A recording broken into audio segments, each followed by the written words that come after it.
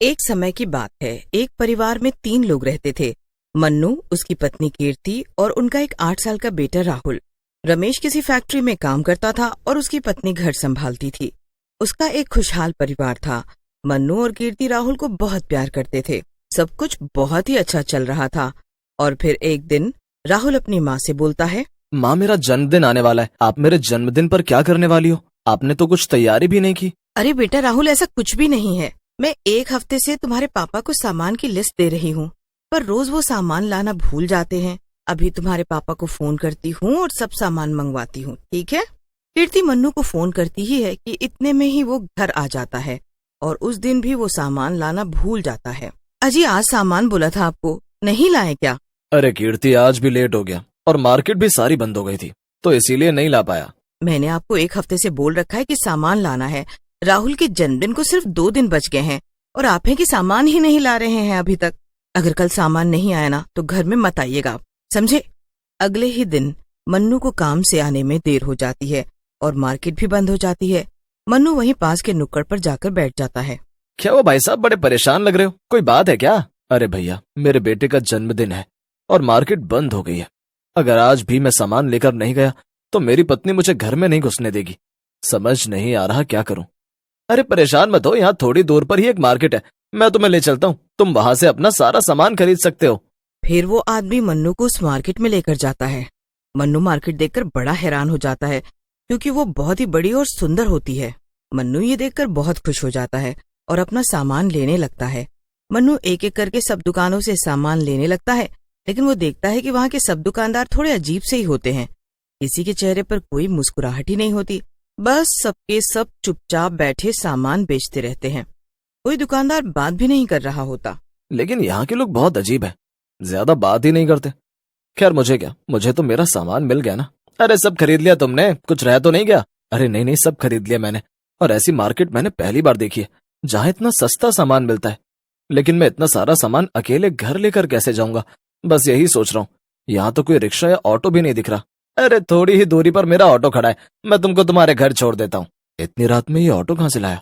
जब मिला था तब तो ये पैदल ही था। खैर मुझे क्या, मुझे तो घर जाने से मतलब है। मन्नू ज्यादा नहीं सोचता और उस आदमी के साथ चला जाता है और उसके ऑटो में बैठकर अपने घर के बाहर उतर जाता है।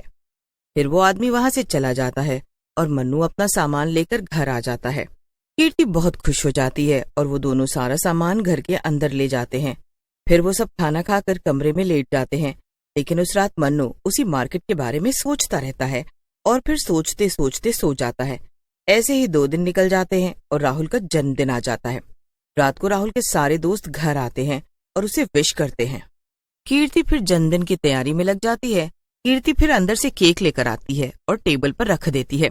फिर सब लोग केक के आसपास इकट्ठा हो जाते हैं और राहुल केक काटने लगता है। सब राहुल को मुबारकबाद देते हैं। सब बच्चे मास्क लगाते हैं, पर मास्क लगाते ही वो अजीब हरकत करने लगते हैं।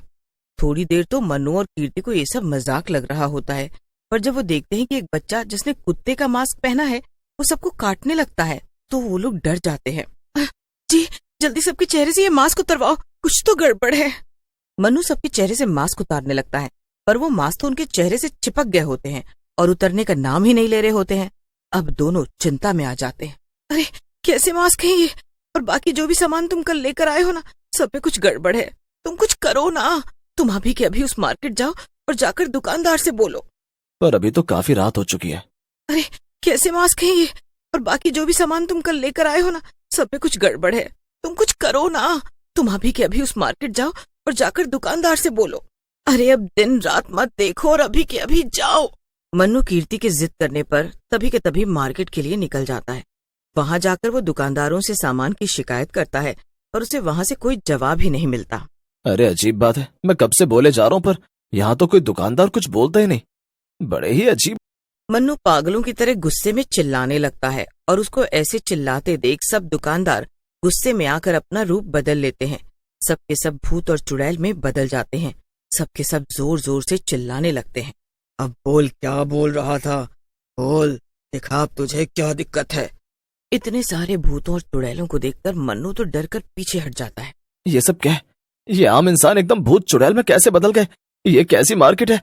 ये सब क्या हो रहा है? ये कोई आम मार्केट नहीं है, ये हमारी मार्केट है, ये भूतों और चुड़ैलों की मार्केट है। हाँ, और यहाँ से खरीदा हुआ सामान काले जादू वाला है। ये तुम क्या बातें बोल रहे हो? मतलब वो सब सामान जो मैं अपने बेटे के जन्मदिन के लिए लेकर गया था, वो सब काले जादू वाला है?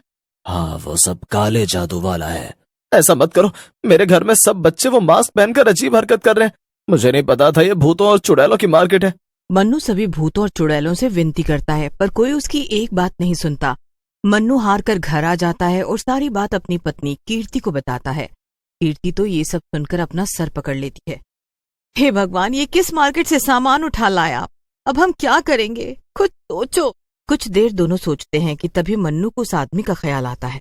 वो आदमी जिसने उस रात मुझे उस मार्केट के बारे में बताया था, वो पक्का जानता होगा। पर तुम उसे ढूंढोगे कहाँ? उसे ढूंढने की जरूरत नहीं। वो देखो, सामने वो आ गया। मैंने उसे जन्मदिन पर बुलाया था और देखो, वो आ गया। अब तुम बिल्कुल ऐसे रहना जैसे हमें उस मार्केट के बारे में कुछ नहीं पता। मन्नू और कीर्ति उस आदमी को लेने दरवाजे पर जाते हैं और उसका स्वागत करते हैं। वो आदमी बच्चों को ऐसे अजीब बर्ताव करते देख बड़ा खुश होता है। वो आदमी बड़ा हैरान होता है कि आखिर मन्नू इतना नॉर्मल कैसे है। उसके सामने सारे बच्चे इतने अजीब बर्ताव कर रहे हैं, फिर भी वो खुश कैसे है। मन्नू उस आदमी के लिए कुछ खाने का लेकर आता है। उसे खाते ही वो आदमी बेहोश हो जाता है और होश में आते ही वो खुद को रस्सी में बंधा हुआ पाता है। अरे ये क्या, मुझे किसने बांधा?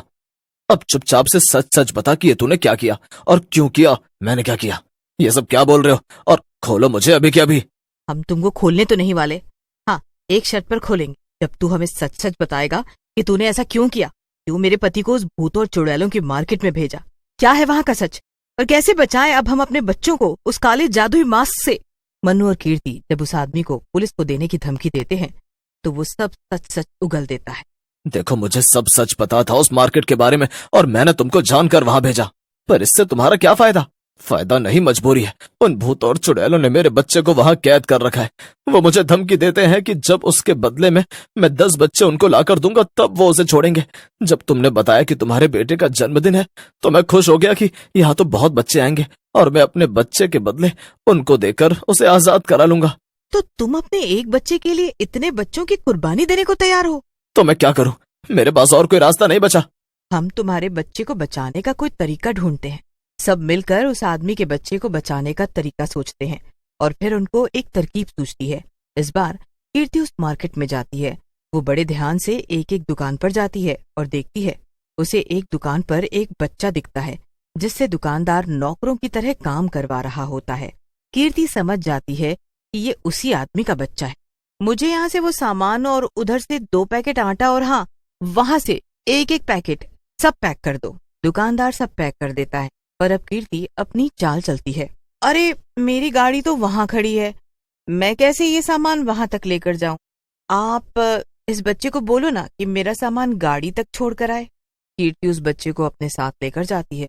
वहां उसकी कोई गाड़ी नहीं खड़ी होती, बल्कि वो आदमी ऑटो लेकर खड़ा होता है। बाप और बेटे एक दूसरे को देखकर खुशी से पागल हो जाते। जल्दी अंदर बैठो और वक्त मत बर्बाद करो। कीर्ति उस बच्चे को अंदर बैठाती है और वो वहां से निकल जाते हैं। उसके बाद वो सीधा घर आ जाते हैं। उस आदमी के बेटे को वो बचा लेते हैं, पर अब चिंता होती है उन बच्चों की जिन्होंने मास्क लगा रखा होता है। अब तुम्हारा बेटा तो तुमको मिल गया ना, पर इन बच्चों को कैसे ठीक करें? ये मास्क इनसे चिपक गए हैं। मुझे पता है कि ये कैसे ठीक होंगे। ये मास्क पेपर के हैं, तो बस आप इनके ऊपर पानी डालो जिससे ये अपने आप खराब हो जाएंगे। बस फिर क्या, सब लोग उन बच्चों पर भर भर कर पानी डालते हैं और कागज के मास्क गलकर निकल जाते। मास्क निकलते ही बच्चे पहले की तरह नॉर्मल हो जाते हैं। उसके बाद कीर्ति उस मार्केट से लाए सब सामान को आग लगा देती है और फिर सब मिलकर राहुल का बर्थडे सेलिब्रेट करते हैं।